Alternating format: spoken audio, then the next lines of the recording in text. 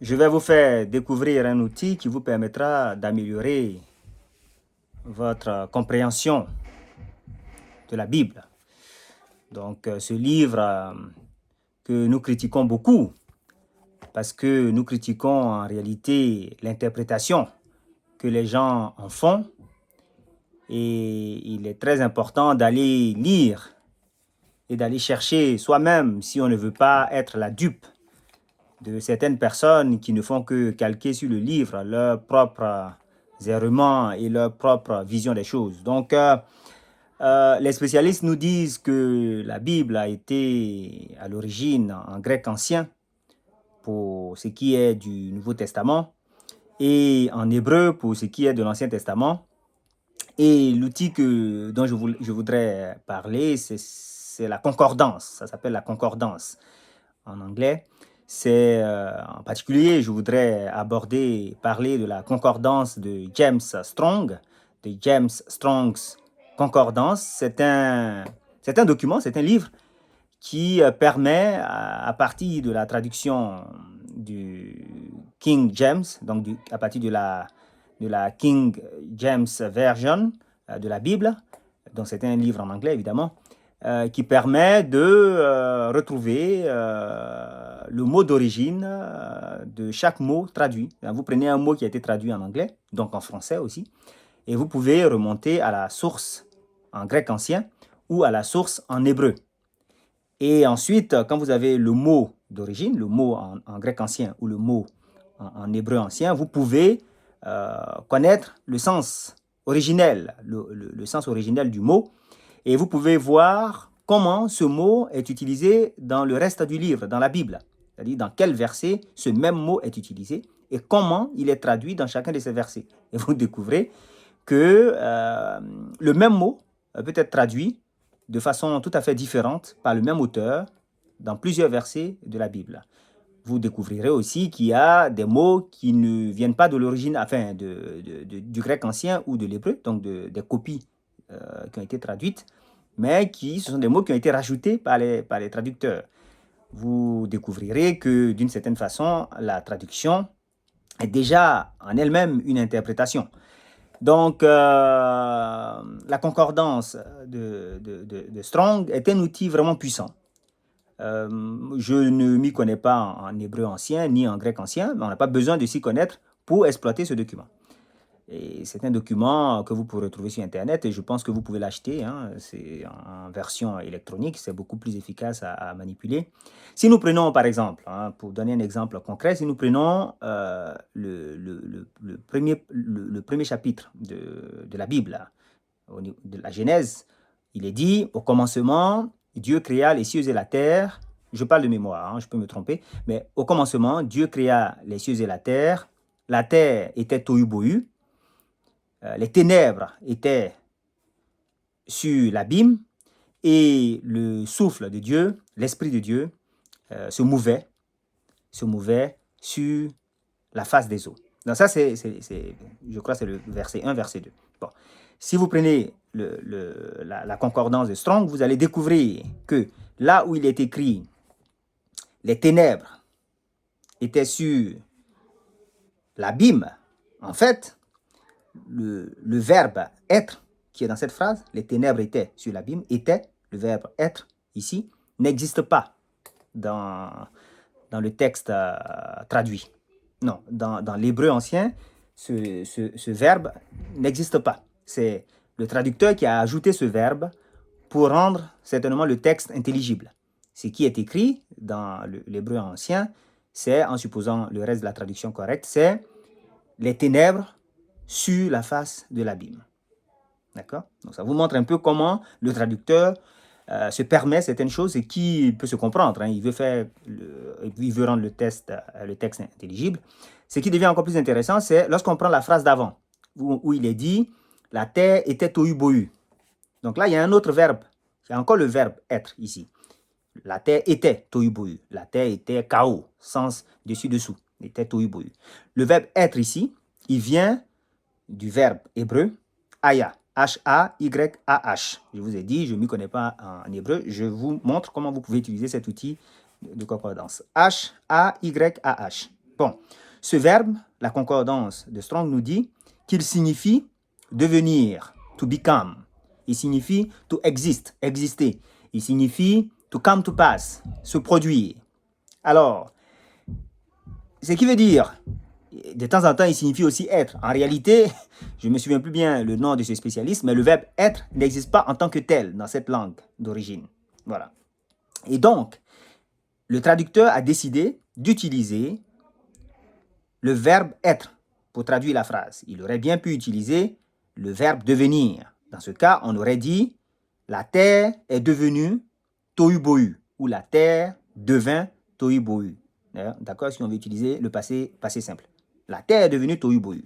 Alors, si la terre est devenue tohu-bohu, ça veut dire que la terre ne l'était pas avant. Et donc, ça nous donne une toute autre vision de la création. Parce que ça veut dire que au commencement, Dieu créa les cieux et la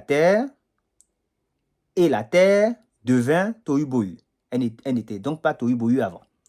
Et là, ça veut dire que il y a une création qui était parfaite et pour une raison qu'on ignore, il y a eu un bouleversement qui va être corrigé par la suite. Vous voyez, selon le verbe utilisé, on donne tout autre sens au texte. On peut prendre un autre exemple, c'est celui, par exemple, je vais prendre mes notes, c'est celui de Jean 1, 14, chapitre 1, verset 14, où il est dit « And the word was made flesh and dwelt among us ». C'est-à-dire, le verbe s'est fait chair et a vécu parmi nous. Donc ici, ça a été traduit par parmi, a vécu parmi nous. Donc quand c'est traduit comme ça, vous avez l'impression qu'il s'agit d'un homme qui a vécu parmi nous. Puisque ça a été traduit par... Il y a un mot qui a été traduit par parmi. Si vous prenez le mot qui a été traduit par parmi, vous allez dans la concordance, on vous dit que c'est le grec N. C'est translittéré N, c'est-à-dire c'est traduit pour la prononciation, c'est traduit N, E-N. D'accord, en français. En grec ancien, ça s'écrit epsilon nu. Le N, c'est-à-dire epsilon nu, ça s'écrit comme ça, c'est N. Ce mot N, il apparaît plus de 2000 fois dans la Bible. À 2000 fois dans la Bible. Il apparaît plus de 2000 fois dans la Bible, nous dit la concordance. Il apparaît dans énormément de versets. Et dans ces différents versets, il n'est pas traduit de la même façon. Des fois, il est traduit par en, comme on dit en l'air ou en moi. Il est traduit par dans la maison, par exemple. Il est traduit par parmi, comme dans le cas que je viens de citer, comme dans John chapitre 1, verset 14. D'accord? Il est traduit par d'autres mots. Le même mot est traduit d'une dizaine de façons différentes, par différents mots. Le même N, là. D'accord? Vous voyez que si ici, au lieu de dire la parole s'est faite chair et a vécu parmi nous, on dit la parole s'est faite chair et a vécu en nous, on passe d'une vision plutôt historique du personnage à une vision plutôt mystique, à des visions. Et ça, traduire le mot « N » par « en » au lieu de « parmi » est beaucoup plus cohérent avec le fait que nous sommes le temple du Dieu vivant. Nous sommes le naos, le mot temple. La concordance nous dit que le mot qui a été traduit par temple, c'est le mot naos. Le naos, c'est une structure en pierre ou en bois, c'est une petite maison, quoi, dans laquelle on mettait la statue du Dieu dans le temple, dans le Saint des Saints. Donc, dans le Saint des Saints, dans le cœur du temple, on avait une petite maisonnette dans laquelle, en pierre ou en bois, dans laquelle on met la statue du Dieu. Nous, on est ce naos-là pour le Saint-Esprit, pour le Dieu vivant. Donc, on est le temple du Dieu vivant. Donc, c'est-à-dire que en nous, notre corps est le temple du Dieu vivant. Donc, Dieu est en nous. Et comme Dieu, c'est la parole, comme il est dit dans l'Écriture, on voit que la traduction aurait bien pu dire « la parole s'est faite chair et a vécu en nous », au lieu de dire « a vécu parmi nous ». Au lieu de faire croire que le personnage est un personnage historique, on peut plutôt être en plus grande cohérence en traduisant ça de façon plus mystique, en disant « la parole s'est faite chair et a vécu en nous ». D'accord? C'est le même mot qui a été traduit par « parmi », qui peut être traduit par « en », qui peut être traduit par « dans », qui peut être traduit par « par », P-A-R. C'est le même mot, il est traduit de différentes façons. Mais dans ce verset de Jean, chapitre 1, verset 14, on aurait pu dire « la parole s'est faite chair et a vécu en nous ». Et ce même mot est utilisé dans 2 Corinthiens, chapitre 13, verset 5, où on dit « Do you not realize that Jesus Christ is in you ?» Là, ça a été traduit par « en »,« in you »,« en vous ». Ne réalisez-vous pas que Jésus-Christ est en vous? D'accord? Je crois que c'est là où il dit « Test yourself and see ». Testez-vous, éprouvez-vous et voyez si vous tenez à la foi. If you stayed fast to the faith. Et il dit, do you not realize that Jesus Christ is in you? Là, il n'a pas dit, ne réalisez-vous pas que Jésus-Christ est parmi vous? Non, il dit en vous, parce que là, Jésus n'est plus là. Hein? On ne peut plus utiliser la version historique. On est obligé de passer du visible à l'invisible. Hein? Il était là, il n'est plus là, donc on est obligé maintenant de dire en vous et non parmi vous. Bon. Donc, on voit la difficulté un peu du traducteur. Dans Colossiens, chapitre 1, verset 27, bon, je traduis ça de l'anglais, hein, j'espère que c'est comme ça se dit en français. On dit Christ in you, the hope of glory. Tu vois, Christ en vous, l'espérance de la gloire. D'accord? Mais on aurait pu bien dire Christ parmi vous, l'espérance de la gloire. Mais celui qui a traduit là, il n'ose pas trop dire Christ parmi vous parce que là, à cette étape de la traduction, Christ n'est plus de ce monde. Si on prend ça de façon historique. Et ceux qui prennent les choses de façon historique sont les mêmes qui attendent Christ depuis 2000 ans et qui attendront encore longtemps, qui ne viendra jamais. Il a dit, I am with you until the end of the age. Je suis avec vous jusqu'à la fin de cette génération, de cet âge, jusqu'à la fin du monde. D'accord? Donc, il est déjà là, parce qu'il est en nous. De la même façon, on peut prendre un autre exemple très intéressant. Par exemple, on peut continuer hein, dans Jean chapitre 14, verset 11, quand il dit « I am in the Father and the Father is in me ». Je suis dans le Père et le Père est en moi. C'est le même mot « N » là, E-N, hein, epsilon nu. C'est le même mot qui est traduit par « en » ici. C'est le même mot qui avait été traduit par « parmi » dans Jean chapitre 1, verset 14.